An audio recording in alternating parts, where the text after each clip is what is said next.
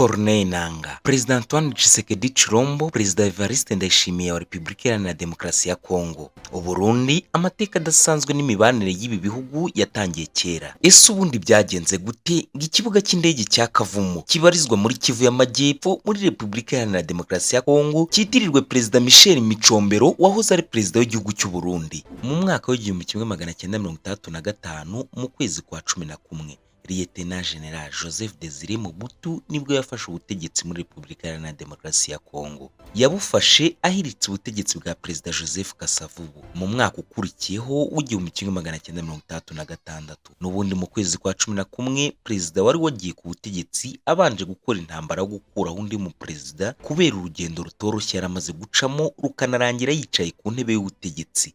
Nawe yaje gufasha Kapiteni Michel Micombero guhirika ubutegetsi bw'umwami Ntare wa gatanu Charles Ndayizeye wayoboraga Burundi. Mu mwaka w'1967, Perezida Micombero wari wabaye Perezida w'u Burundi nawe yaje gufasha Perezida Mobutu kurwanya abatavugaga rumwe n'ubutegetsi muri Repubulika Iharanira Demokarasi ya Kongo. Bari barafashe ndetse banigarurira igice cya Bukavu. Lieutenant General Joseph Désiré Mobutu wari Perezida wa Kongo icyo gihe nawe yaje gufasha Perezida Micombero Michel kurwanya abataravugaga rumwe n'ubutegetsi bw'abamayimayi bateye u Burundi mu mwaka w'1977. Hagati y'aba baperezida habagamo ubufatanye budasanzwe. Ubwo bufatanye bukagenda bugaragazwa no kugenda baharanira kwivuna umwanzi. Hagati yabo n'ubundi mu icyo gihe hari ubucuti budasanzwe. Nibwo bwatumye mu mpera z'1969 Perezida wa Repubulika Iharanira Demokarasi ya Kongo General Mobutu yita ikibuga cy'indege cya Kavumu akita Aéroport de Michel Micombero. Ikintu gikomeye cyaje kugaragaza urukundo rw'aba bombi. Byaje kugenda gute ngo Burundi bwisange mu mirwano ya Bukavu mu mwaka w'1967? Muri uwo mwaka w'1967, umwe mu bakoroni b'Ababiligi witwaga Jean Chrétien yabashije gufata umujyi wa Bukavu. Kuva icyo gihe Bukavu yatangiye kuyoborwa n'Ababiligi. Igisirikare cya Mobutu cyatangiye gushaka icyo cyakora ngo cyisubize Bukavu. Aha wakibaza uti hasabwaga iki ngo Mobutu n'abasirikare be bisubize uwo mujyi wari wamaze gufatwa n'Ababiligi? Ese koko kugira ngo uwo mujyi bawisubize bagombaga gukora iki muri icyo gihe? Hari hakenewe iki? Hasabwaga iki? Ibyo byose tugiye kubikuramburira muri iki kiganiro. Niba utari wakora subscribe kuri Smart Maker TV Show wayikora tugakomeza kubana. Komeza ubane natwe. Icya mbere cyasabwaga, abasirikare ba Perezida Mobutu basabwaga kubona nibura ikibuga cy'indege kiri hafi ya Bukavu bagombaga gucamo. Kandi muri icyo gihe Bukavu yari iri kuyoborwa n'Ababiligi, nta kibuga cy'indege cyari cyakubakwa i Bukavu. Byari ikibazo gikomeye cyane. Ababiligi muri icyo gihe bo babonaga ko nta kibazo kibirimo kuba Bukavu nta kibuga cyari cyakubakwamo, kuko bakoreshaga ikibuga cy'i Kamembe mu Rwanda mu cyahoze ari Perefegitura ya Cyangugu. Kuva Kamembe ugira Bukavu ahari ibirometero 15 gusa. Byatumaga Ababiligi kuba nta kibuga cyari cyakubakwa muri Bukavu batabibona nk'ikibazo, kuko bakoreshaga icyo cy'i Kamembe. Muri icyo gihe abari abategetsi ba Repubulika Iharanira Demokarasi ya Kongo bavaga i Kinshasa, nabo bakifashisha ikibuga cy'i Kamembe mu kujya Bukavu. Mu mwaka w'1967, abari abakoroni b'Ababiligi bari barangajwe imbere na Jean Chrétien. Bamaze gufata Bukavu, Perezida Mobutu atazuyaje yahise afata telefone ahamagara mugenzi we wayoboraga u Rwanda, Perezida Gregoire Kayibanda, amusaba ko yanyuza indege ze mu kibuga cya Kamembe maze agahangana n'Ababiligi bari bamaze gufata ndetse bakanigarurira umujyi wa Bukavu. Nta gutinda, icyo gihe Perezida Kayibanda Gregoire yarabyanze. Kayibanda amaze kubyanga, Perezida Mobutu yahise yiyambaza inshuti ye akadasohoka basaga naho banywanye, Perezida Micombero, Perezida w'u Burundi, maze amusaba ko indege ziwe zaca mu kibuga cya Bujumbura akabona uburyo ahangana n'Ababiligi bari bafashe umujyi wa Bukavu. Nk'ibisanzwe nta kuzuyaza, Perezida Micombero yahise abyemera. Yanamusezeranije ko nibagera ku kibuga cy'indege cyiwe cya Bujumbura azanamwongerera ingabo zikajya kumufasha gutsinda urwo rugamba, agakubita umubisha yihanukiriye. Icyo gihe Mobutu yahise ategura urugamba. Ingabo ze zica ku kibuga cy'indege cya Bujumbura, imirwano zirayitangira. Byaje no kurangira koko ingabo za Perezida Mobutu zitsinze urugamba. Jean Chrétien nabo bari bafatikanije bashyizweho igitutu gikomeye na Perezida Mobutu ndetse n'ingabo ze, bahungira mu Rwanda rw'icyo gihe. Nyuma Nyuma y'uko Perezida Mobutu atsinze urwo rugamba, yahise abona ko bikenewe ko Bukavu yubakwamo ikibuga cy'indege cyayo. Niko guhita hatangira kubakwa ikibuga cy'indege cya Kavumu, cyaje kuzura mu mpera z'umwaka wa 1969. Perezida Mobutu ahita agifungura ku mugaragaro. Gusa kubera cyuzuye nyuma y'uko atsinze urugamba, kandi akaba yari yatijwe ikibuga cy'indege na mucuti we wakadasohoka Perezida w'u Burundi Michel Micombero, yahise atangaza ku mugaragaro ko icyo kibuga cya Kavumu cyitiriwe Perezida Michel Micombero. Niko guhita cyita Aeroport de Michel Micombero. Nyuma haje no gufatwa umuhanda umwe w'Kinshasa werekeza aho ubutegetsi bwakoreraga, maze nawo witirirwa Michel Micombero.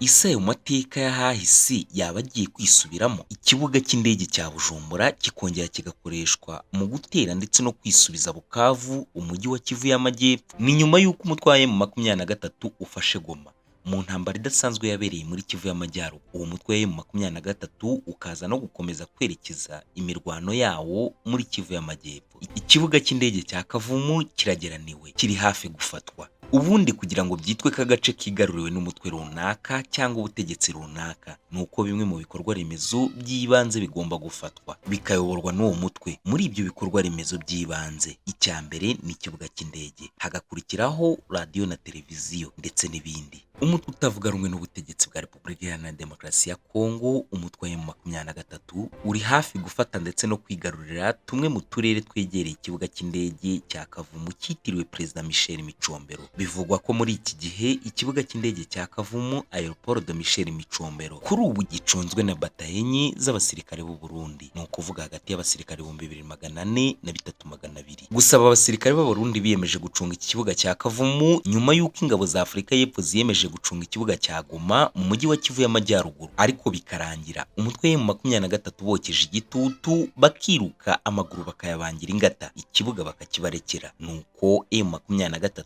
igafata ikibuga cya Goma iryo. Nyuma y'urufaya rw'amasasu menshi yatwaye ubuzima bwa bamwe na bamwe, ndetse akaboneka n'inkomere nyinshi, abari biyemeje gucunga ikibuga cya Goma, ingabo za Afurika y'Epfo zabonye ko bidashoboka, maze ziriruka ikibuga ziragisiga, ndetse bamwe muri bo banahasize ubuzima, abandi barahakomerekera ku buryo butangaje. Ibi bibaye vuba, ni mu byumweru 2 gusa bishize. Ese izi ngabo z'u Burundi zabasha guhagarika umutwe wa M23 maze zikora ibyananiye iby'ingabo za Afurika y'Epfo zananiwe? Gusa ni ukwitega ko hano hazaba imirwano ikomeye cyane. Uko byagenda kose, umwe azahababarira ku buryo butangaje, kuko ikibuga cy'indege cya Kavumu nikimara gufatwa, ikibuga cy'indege rukumbi kizaba gisigaye ko nibura abasirikare ba Repubulika Iharanira Demokarasi ya Kongo bacamo, kikifashishwa ngo babashe guhangana n'umutwe wa M23 uzaba wamaze gufata Bukavu, ndetse ukigarura n'icyo kibuga cya Kavumu. Ikibuga rukumbi kizaba gisigaye ni ikibuga cya Bujumbura. Gusa ni ukwitegura imirwano ikomeye,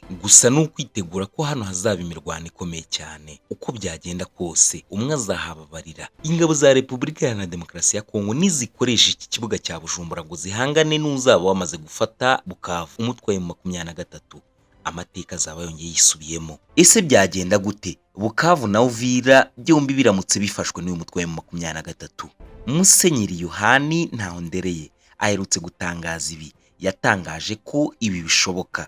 Yavuze ko ibisasu bikomeye ingabo za FARDC zizajya zibirasira mu Bujumbura, ndetse n'indege z'intambara za FARDC zizajya zica mu kibuga cya Bujumbura zibone guhangana n'umwanzi muri Kivu y'Amajyepfo. Amateka araje yisubiremo. Mbese ingaruka zizaba izihe? Umutwe wa M23 numara kwigarura ikibuga cyitiriwe wari Perezida w'u Burundi Michel Micombero cya Kavumu Airport, ikibuga cy'indege cya Bujumbura kizahita cyitabazwa mu gutera uturere twose M23 izaba yigaruriye muri Sud Kivu. Ibi bizatera ibyago bikomeye, kubera ko ingabo za Repubulika Iharanira Demokarasi ya Kongo izahangana na M23 ariko iciye ku kibuga cy'indege cya Bujumbura mu Burundi, nk'inzira imwe rukumbi ishoboka izaba isigaye, kuko Kavumu izaba yafashwe. Nibigenda gutyo rero, M23 nayo izakenera kuzimya umuriro yerekeza aho umwanzi abarwanya aturutse, ni ukuvuga mu Burundi. Uko niko ya ntambara Perezida Ndayishimiye w'u Burundi amaze iminsi avuga